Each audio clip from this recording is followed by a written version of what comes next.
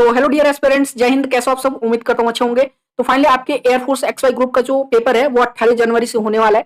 तो अगर आपने भी फॉर्म डाला हुआ है एयरफोर्स XY ग्रुप में, तैयारी कर रहे हैं, तो आज से मैं आपके लिए इंग्लिश का सुपर मॉक टेस्ट सीरीज शुरू कर रहा हूँ। अब देखो, इस सीरीज के अंदर जो भी आपको मॉक टेस्ट मिलने वाले हैं, ये सारे मॉक टेस्ट बिल्कुल आपके रियल एग्जाम पेपर जैसा होने वाला है। तो इसको सॉल्व करके अपने आप को टेस्ट कीजिए कि आपकी तैयारी कितनी हो चुकी है और कितनी करनी बाकी है। ठीक है, तो डेली आपको एग्जाम तक डेली आपको एक मॉक टेस्ट इंग्लिश का मिलने वाला है। ठीक है, और चलिए आइए आइए शुरुआत करते हैं हमारे इस मॉक टेस्ट को सॉल्व करना। आपको भी सॉल्व करना है और अपना स्कोर कमेंट जरूर करिएगा। एक चीज और है, आइए आगे बढ़ते हैं। अगर आप चैनल पर नए हो तो चैनल को सब्सक्राइब करके नोटिफिकेशन बेल ऑन कर लेना, क्योंकि डेली क्लासेस आपको अब मिलेंगी। रीजनिंग का भी लेकर के आऊंगा, जीके का भी क्लास आपका एयरफोर्स के लिए आने वाला है। और साथ ही में इस क्लास को लाइक और शेयर जरूर कर दीजिएगा। आइए चलिए आगे बढ़ते हैं। अब देखो, यहां से शुरुआत करते हैं। ये हमारे इंग्लिश का जो है मॉक टेस्ट 1 है। अब देखो, सबसे पहले इसमें एक पार्ट आता है आपका इंग्लिश में पैसेज का।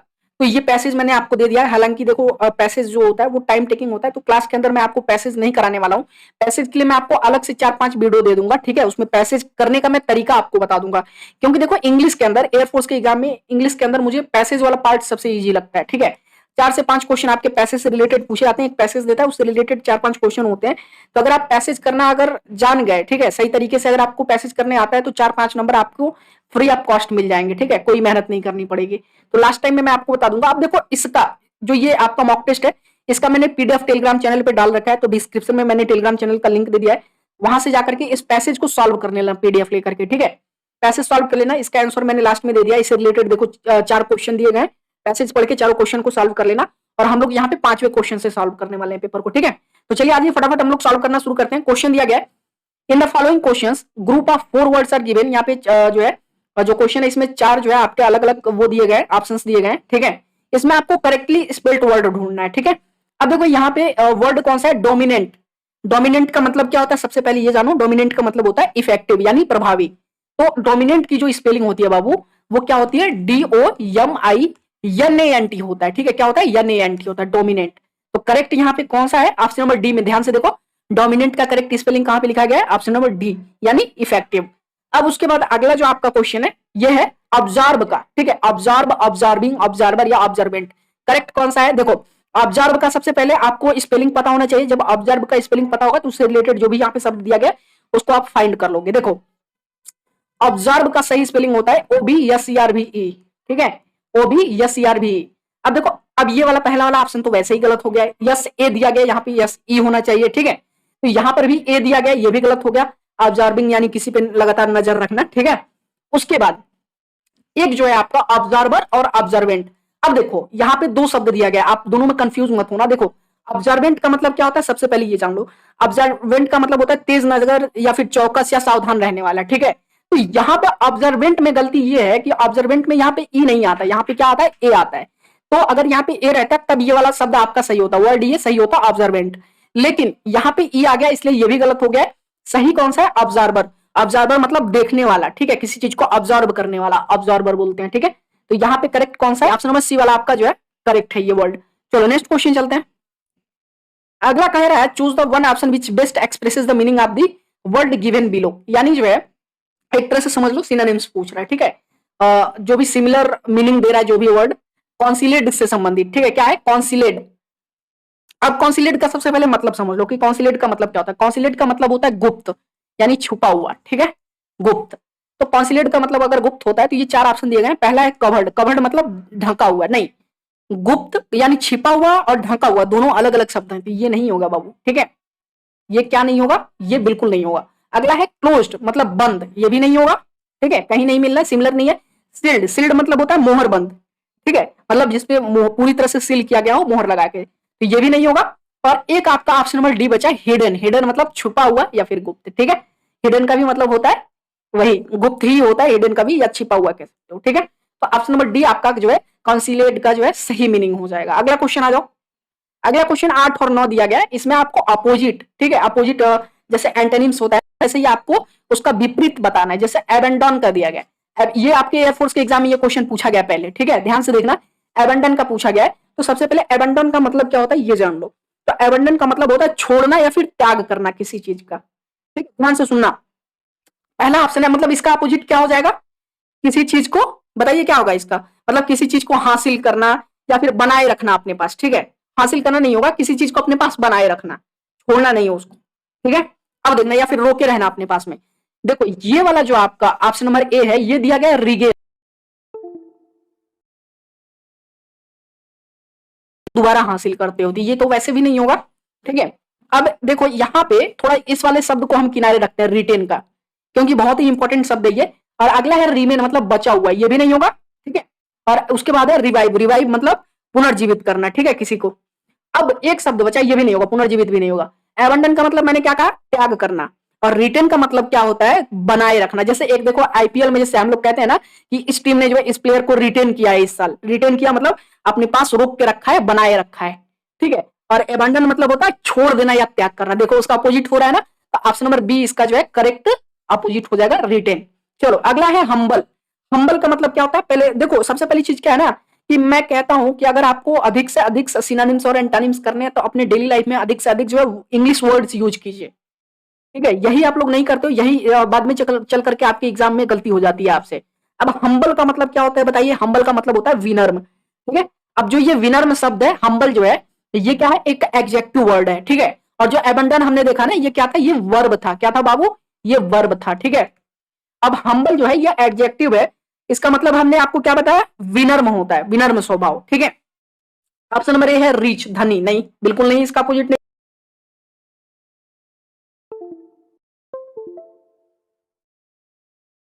स्ट्रॉन्ग मतलब मजबूती, ये भी नहीं होगा, कहीं से नहीं मिल रहा है। विनर्म का अपोजिट हो सकता है घमंडी, जिसको घमंड हो ज्यादा, तो क्या है, हॉटी, एक शब्द है आपका हॉटी, ठीक है। हॉटी का मतलब क्या होता है, घमंडी। ऑप्शन नंबर सी आपका करेक्ट ऑप्शन हो जाएगा, according to the question opposite पूछा था, ठीक है। चलो नेक्स्ट क्वेश्चन आ जाओ। अगला कह रहा है 10-12 वाले क्वेश्चन देखना। In the following question sentence are given with blanks to be filled with an appropriate word का चूज करके आपको यहाँ पे भरना है, ठीक है। चार अल्टरनेटिव्स दिए गए हैं, इनमें से करेक्ट आपको फाइंड करने हैं। चलो कह रहा है the department had insisted that he dash absolute authority to be regulated office work. देखो एक चीज बताता, ही वुड गिव नहीं होगा, ठीक है। अगर तुम ध्यान से देखो, अगर पूरे सेंटेंस का सही मीनिंग निकालो, ठीक है, तो सही मीनिंग पूरे सेंटेंस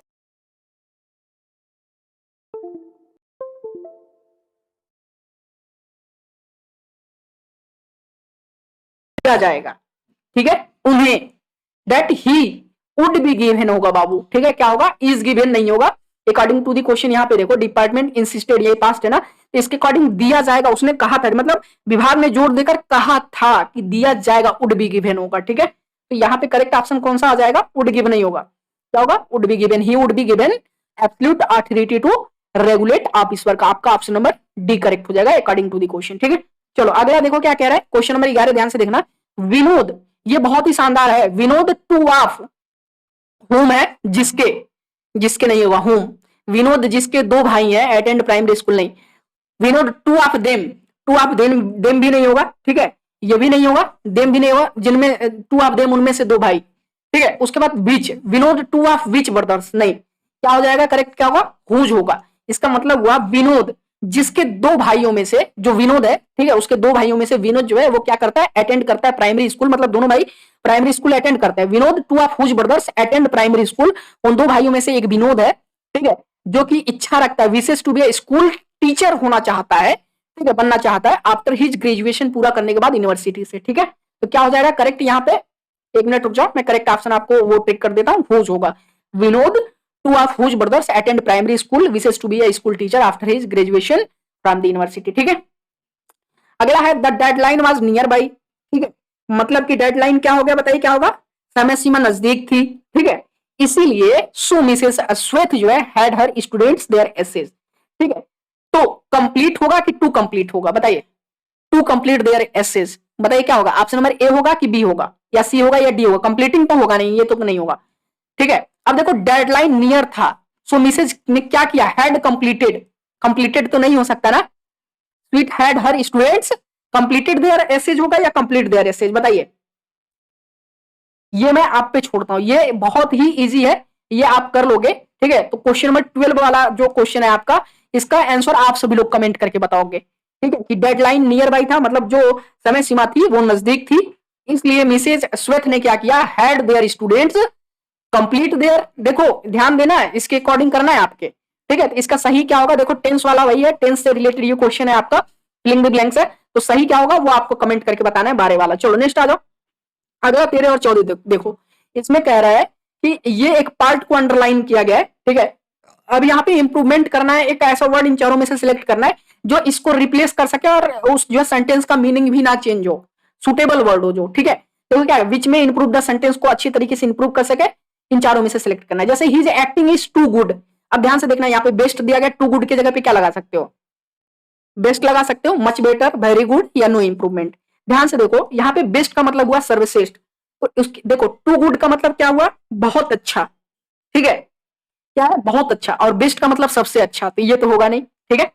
उसके बाद मच बेटर, मच बेटर का मतलब क्या होता है, कौन बताएगा, ज्यादा बेहतर है, मतलब किसी से अगर कंपेरिजन किया जाए कि his voice is much better than her, ठीक है, या his voice is much better than Shyam, तो यहाँ कंपेरिजन नहीं किया जा रहा है ना, तो मच बेटर नहीं होगा मेरे भाई, क्या होगा यहाँ पे, मच बेटर हटा दो, ये भी नहीं होगा। देखो टू गुड का मतलब मैंने क्या आपको बताया था, बहुत अच्छा, और वेरी गुड का मतलब क्या होता है, बहुत अच्छा, तो इसको आप वेरी गुड से जो है रिप्लेस कर सकते हो, his acting is very good या his acting is too good, ठीक है। तो टू गुड नहीं कहते हैं, अगर सही इसको सेंटेंस को इंप्रूव करना है तो his acting is very good कर सकते हो, सेंटेंस बिल्कुल करेक्ट रहेगा, ठीक है। ऑप्शन नंबर सी आपका करेक्ट हो जाएगा। चलिए अगला देखिए, कह रहा कि the novel consist of 1000 pages, एक बात बताओ, कंसिस्ट ऑफ 1000 पेजेस होता है, नहीं, कंसिस्ट ऑफ होता है, मतलब जो आपका नॉवेल है वो 1000 पन्नों से मिलकर बना हुआ है, ठीक है, तो कंसिस्ट ऑफ होगा, ये तो सीधा सीधा मतलब यहाँ पे क्या गलती है, ऑप्शन नंबर बी आपका हो जाएगा कंसिस्ट ऑफ। अच्छा यहाँ पे दो ऑप्शन और हैं, इसका भी मतलब देख लो, ऑप्शन नंबर ए है कंप्रोमाइज, ठीक है, कंप्राइजेस, सॉरी कंप्राइजेस दिया है, कंप्राइजेस मतलब शामिल होता है, तो नोवेल जो है 1000 पन्नों से शामिल है, नहीं, ये गलत हो जाएगा। अगला है कंपोजेस, ठीक है, कंपोजेस का मतलब तैयार करना, जो पेज है द नोवेल कंपोजेस 1000 पेजेस, नहीं, जो नोवेल है एक जो है वो क्या करता है, 1000 पन्ने तैयार करता है, गलत, क्या होगा, कंसिस्ट ऑफ होगा। चलो नेक्स्ट आ जाओ, अगला देखो, क्वेश्चन नंबर 15 और 16 बिल्कुल ध्यान से देखिएगा, आई हैड, ये यहाँ पे एरर फाइंड करना है कि इस वाले पार्ट में क्या एरर है, ध्यान से सुनना। I had a test in mathematics today morning, किस वाले पार्ट में एरर है आपको फाइंड करना है, बिल्कुल ध्यान से करना। अच्छा एक चीज ध्यान से देखना, बिल्कुल जो चीज मैं आपको बता रहा हूं, यहाँ पे प्रीपोजिशन एरर है, क्या है, प्रीपोजिशन का एरर है, इन वाला जो ये दिया गया ना, यहाँ पे इन नहीं होगा। कह रहा है कि आज सुबह मेरा गणित पे टेस्ट था, होगा बाबू, किसी सब्जेक्ट पे टेस्ट होता है, पार्टिकुलर सब्जेक्ट पे टेस्ट था ना, आधारित था, ठीक है। अगर आप ये सोच रहे हो कि इनकी जगह आप लगा दोगे, I had a test of mathematics, नहीं, वो पेपर होता है, पेपर ऑफ मैथमेटिक्स ऐसा होता है तब करते। अगर टेस्ट हो रहा है तो किसी पर्टिकुलर सब्जेक्ट पे ऑन लगता है, वहां पे क्या होगा, मेरा क्या था, एक टेस्ट था ऑन मैथमेटिक्स आज सुबह, ठीक है, आज सुबह मेरा गणित पे टेस्ट था, ठीक है। तो ऑप्शन नंबर आपका बी वाले पार्ट में यहाँ पे एरर है, यहाँ पे इन की जगह पे क्या होगा, ऑन होगा, I had a test on mathematics today morning, ठीक है। चलो अगले वाले देखो, a girls must be gracious if she wishes to be a ballerina. अब देखो बैलरीना का मतलब क्या होता है, एक प्रकार की ये नर्तकी होती है, ठीक है, नृत्य करने वाला, ये बहुत ही स्पेशल एक तरह के बैले डांस होता है, बैले डांस इसको बोलते हैं, बैलरीना। तो कह रहा है कि यदि कोई लड़की, ठीक है, बैले नर्तकी बनना चाहती है तो उसे दयालु होना चाहिए। ध्यान से देखो, कहीं कुछ एरर दिख रहा है इस सेंटेंस में, नहीं, a girl must be gracious, ठीक है, एक लड़की को दयालु होना चाहिए अगर वो इच्छा रखती है क्या बनने की, बैलरीना, ठीक है। तो इस वाले पार्ट में कहीं भी कोई एरर नहीं दिख रहा है, ऑप्शन नंबर डी आपका करेक्ट हो जाएगा, ठीक है। नेक्स्ट आ जाओ, क्वेश्चन नंबर 17 बिल्कुल ध्यान से देखना, कह रहा है कि एक छोटा सा रूम किसी बड़े घर में या होटल में या जहाज में, शिप पे, ठीक है, जहां पे ग्लासेस वगैरह, डिशेस वगैरह, स्पून और खाने वगैरह की जो सामग्री होती है, ठीक है, वो रखी जाती है। पहले बता देता हूं, अगर आप लोग सोच रहे हो किचन होगा तो किचन नहीं होगा, ठीक है, किचन में सामग्री पकाई जाती है और उतना ही बर्तन रखा जाता है जो यूज लायक हो, लेकिन यहाँ पे हर प्रकार के जो है सारे ग्लासेस, डिशेस, स्पून और जो भी सामग्री होती है खाने पीने, जैसे मान लो कि जो भी साग सब्जी वगैरह आता है आपके घर में, ऐसा थोड़ी है कि वो सब जाके आपके किचन में ही रख दिया जाता है, नहीं ना, ठीक है, कोई ऐसा रूम होता होगा जहां पे वो रखा जाता होगा, तो उसको बोलते क्या है। ऑप्शन नंबर ए है पोर्टिको, देखो पोर्टिको का मतलब होता है बरामदा, तो बरामदे में तो रखते नहीं हो, ऑप्शन नंबर ए गलत हो जाएगा। ऑप्शन नंबर सी देख लो, मेजानाइन दिया गया है, अब मेजानाइन का मतलब क्या होता है, कौन बताएगा, बताइए, मेजानाइन का मतलब क्या होता है। देखो मेजानाइन का मतलब होता है परछत्ती या फिर जो है बर्जा, जैसे मान लो जो मेन छत होता है घर का, उसके नीचे देखना एक जो है परछत्ती पड़ता है, जिसको हम लोग अपनी जो है लोकल लैंग्वेज में बर्जा या फिर परछत्ती बोलते हैं, ठीक है। तो बर्जे पे तो ऐसे खाने पीने वाले सामान रखे नहीं जाते हैं, साग सब्जी है कि नहीं, वो क्या होता है, पैंट्री बोलते हैं बाबू, उसको क्या बोलते हैं, पैंट्री, ठीक है, पेंट्राई बोलते हैं। अब पेंट्राई का मतलब क्या हो गया बताइए, पेंट्राई का मतलब हुआ स्टोर रूम, ठीक है, क्या बोलते हैं, स्टोर रूम में ही तो रखा जाता है। कोई एक छोटा सा रूम होता है, स्टोर रूम होता है, जिसमें सारे बर्तन वगैरह और जो भी साग सब्जी जो भी आता है उसको स्टोर करके रखा जाता है। ठीक है, तो आपका ऑप्शन नंबर बी आपका करेक्ट हो जाएगा। ठीक है, ये आपका क्या था, वन वर्ड था, वन वर्ड सब्सटीट्यूशन। चलो क्वेश्चन नंबर 18 देखो, इसका आपको अप्रोप्रिएट प्रीपोजिशन सिलेक्ट करना है। इसमें दो ऑप्शन दिए गए भरने के लिए। कह रहा है कि fire fighters were trying to lift the wreckage, wreckage को लिफ्ट करने की कोशिश कर, जो दल कर्मी है वो क्या कर रहे थे, क्षतिग्रस्त हिस्से, देखो ब्रिकेज मतलब हुआ क्षतिग्रस्त। ठीक है, तो क्षतिग्रस्त इस हिस्से को क्या है, उठाने की कोशिश कर रहे थे, लिफ्ट करना, उठाने की कोशिश कर रहे थे। ठीक है, किसका, the bus, at the bus पे, नहीं, क्षतिग्रस्त हिस्से को बस पे उठाने की कोशिश कर रहे थे। एट तो होगा नहीं, ठीक है, बस में भी नहीं होगा, अंडर बस के नीचे उठाने की कोशिश कर रहे थे, नहीं, क्या हो जाएगा, ऑफ होगा। ठीक है, तो क्या कह रहा है कि जो आपके दमकल कर्मी थे, ठीक है, वो क्या कर रहे थे, क्षतिग्रस्त हिस्से को जो है उठाने का प्रयास कर रहे थे बस का। ठीक है, द बस दैट हैड, वो बस जो ओवरटर्न हो गई थी, क्या हो गई थी बताइए, पलट गई थी वो बस, कहां पे, on the main highway, in the main highway तो होगा नहीं, ठीक है, क्रॉस भी नहीं होगा, होते हुए मेन हाईवे से होते हुए नहीं, ऑन द मेन हाईवे। तो इसका अगर पूरा सेंटेंस का पूरा मीनिंग निकालोगे तो इसका हो जाएगा, जो दमकल कर्मी थे वो मुख्य राजमार्ग पर पलटी बस के क्षतिग्रस्त हिस्से को क्या कर रहे थे, उठाने का प्रयास कर रहे थे, व्रिकेज द बस। ठीक है, trying to lift the wreckage the bus. ठीक है, व्रिकेज ऑफ द बस। चलो ये हो गया, तो यहाँ पे करेक्ट कौन सा हो जाएगा, ऑप्शन नंबर ए आपका करेक्ट हो जाएगा। ठीक है, ध्यान दीजिएगा, ऑप्शन नंबर ए आपका करेक्ट हो जाएगा। अगला पार्ट आ जाओ, ये ध्यान से देखना, पहला वाला आपका ये दिया गया डायरेक्ट इनडायरेक्ट, और दूसरा वाला जो क्वेश्चन नंबर 19 से डायरेक्ट इनडायरेक्ट है, question number 20 active wise passive wise है। बिल्कुल ध्यान से करिएगा। The boy said bravo you have done well, ध्यान से देखना, एक्सक्लेमेटरी सेंटेंस है, मार्क ऑफ एक्सक्लेमेशन यहाँ पे दिया गया है ना, मतलब एक्सक्लेमेटरी सेंटेंस है। देखो ब्रेवो का मतलब हुआ कि किसी को शाबाशी देना होता है। ठीक है, तो एक्सक्लेम तो होगा नहीं भाई, देखो एक्सक्लेमेशन वाला अगर मार्क तुम कहीं यूज करते हो तो एक्सक्लेम विद जॉय या एक्सक्लेम्ड विद सॉरो होता है। ठीक है, कि जैसे मान लो कि अगर तुम कहते हो कि लड़के ने कहा कि उसने अच्छा किया, खाली इसका अगर सही मीनिंग निकालोगे, ठीक है, इसका अगर सही मीनिंग निकालोगे तो बॉय एक्सक्लेम्ड, काफी लोग ये सोच रहे होंगे कि ऑप्शन नंबर बी आपका होगा, तो ये गलत हो जाएगा। जैसे मान लो कि इसका कोई मतलब नहीं रह गया, यहाँ पे शाबाशी दी जा रही है ना, यहाँ पे खुशी, ये ये एक्सक्लेम्ड वाला जो शब्द है, ये खुशी, दुख, दर्द के लिए, ऐसे मतलब इस तरह की जो है सिचुएशंस को दर्शाने के लिए एक्सक्लेम्ड जो है वर्ड यूज करते हैं। लेकिन यहाँ पे जब ऐसा ब्रावो करके जब शब्द दिया गया हो, मतलब कहीं ना कहीं शाबाशी दी जा रही है, तो इसके साथ में एप्लॉडेड लगाते हैं। क्या लगाते हैं, एप्लॉडेड। ठीक है, तो क्या हो जाएगा, द बॉय एप्लॉडेड हिम, इसका मतलब हुआ लड़के ने ये कहते हुए उसकी सराहना की, क्या किया, मतलब लड़के ने क्या की, उसकी सराहना की, सेइंग, ये कहते हुए that he had done well, मतलब उसने अच्छा किया है।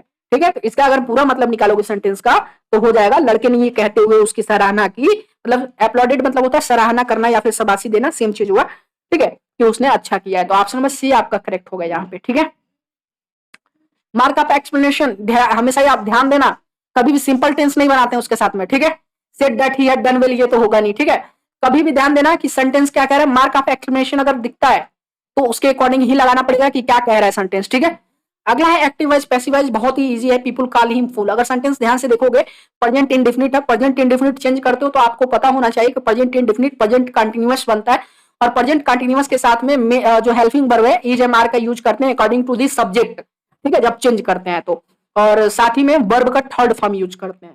ठीक है, तो जब इज एम आर बनाओगे, मतलब प्रेजेंट जो है इंडेफिनिट को प्रेजेंट जो है कॉन्टिन्यूअस बनाओगे, तो कॉन्टिन्यूअस में देखो इन चारों सेंटेंस में किसमें इज एम आर यूज किया गया है, ऑप्शन नंबर बी में। तो क्या हो जाएगा, he is called a fool by the people. ठीक है, मतलब देखो पहले वाले सेंटेंस का अगर हिंदी मीनिंग निकालो, लोग उसे मूर्ख कहते हैं। ठीक है, और अगर दूसरे वाले का निकालो तो उसे लोग मूर्ख कहते हैं, सेम ठंडे वही मतलब सेम निकलता है। ठीक है, एक्टिव वाइज पैसिव वाइज का मतलब ये क्या हुआ कि उसको दूसरे की, आप पहले अपनी भाषा में कहो फिर उसको दूसरों की भाषा में करके दिखाओ। ठीक है, एक्टिव वाइज पैसिव वाइज। ठीक है, तो फाइनली 20 क्वेश्चंस मैंने आपको करा दिए हैं। क्वेश्चन नंबर 12, थोड़ा बैक आ जाइए, 12 वाला क्वेश्चन मैंने आपको दिया है घर से करके देने के लिए, मतलब कमेंट करना है आपको, ये खुद से करके बताना है इसमें कौन सा इन चारों में से टेंस से रिलेटेड ये फिलिंग द ब्लैंक्स था, आपको बताना है इनमें कौन सा शब्द सही आएगा। ठीक है, और फाइनली जो है जो पैसेज वाला पार्ट है उसको भी कर लेना, मैं आपको आंसर जो है इसी पीडीएफ के लास्ट में दे दूंगा, पीडीएफ ले लेना, डिस्क्रिप्शन में टेलीग्राम चैनल का लिंक है। ठीक है, उम्मीद करता हूं आपने जो है कमेंट करके बताना कि आपने कितने क्वेश्चन सही किए हैं। ठीक है, और फाइनली वीडियो पसंद आए तो वीडियो को लाइक और शेयर जरूर कर दीजिएगा इस क्लास को, और चैनल पर नया तो चैनल को एक बार फिर से कहता हूं सब्सक्राइब कर लीजिएगा, और ये जरूर कर लीजिएगा पैसेज वाला पार्ट। चलिए धन्यवाद।